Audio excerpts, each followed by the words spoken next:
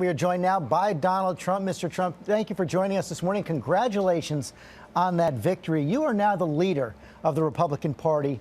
How would you sum up what Trump's Republican Party stands for, and what specific steps are you going to take to unify the party behind you? Well, I think more than anything else, we're going to have great heart. We're going to take care of people, and we have to. We have people that are in desperate need of help.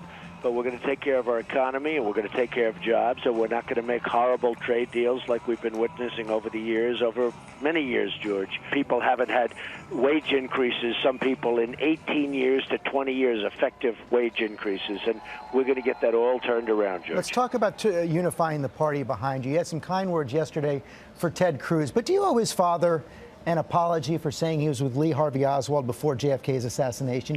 You don't really have the evidence to back up that charge. All I was doing is referring to a picture that was reported and in a magazine, and I think they didn't deny it. I don't think anybody denied it. Now, I don't know what it was exactly, but it was a major story in a major publication, and it was picked up by many other publications. It was the National Enquirer, and even the expert that cited said he couldn't be sure it was Mr. Cruz. The National Enquirer gave you John Edwards, it gave you O.J. Simpson, it gave you many, many things. I mean, you can't knock the National Enquirer. It's brought many, many things to light, not all of them pleasant. The fact is that it was a cover story on the National Enquirer. It was picked up by many other people and magazines and periodicals and newspapers, and all I did was refer to it. So no apology?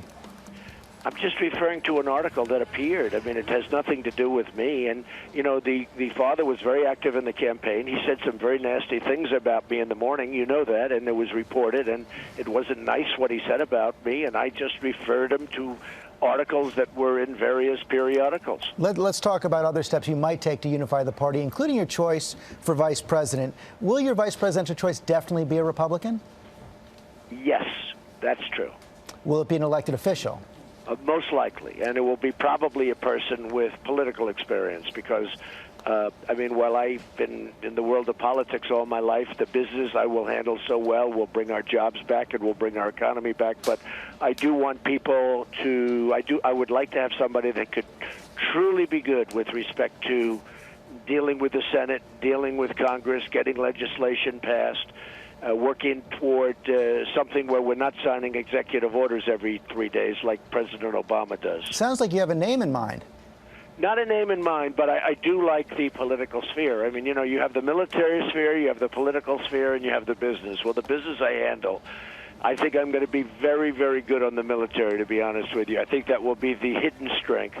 And I think probably I would like to go with somebody with great political experience. Meantime, you're looking at Hillary Clinton as your most likely opponent in November. New poll out this morning from CNN shows she's leading you 54-41 right now. You're holding your own with men, but she's crushing you with women, crushing you with minorities. How do you turn that around?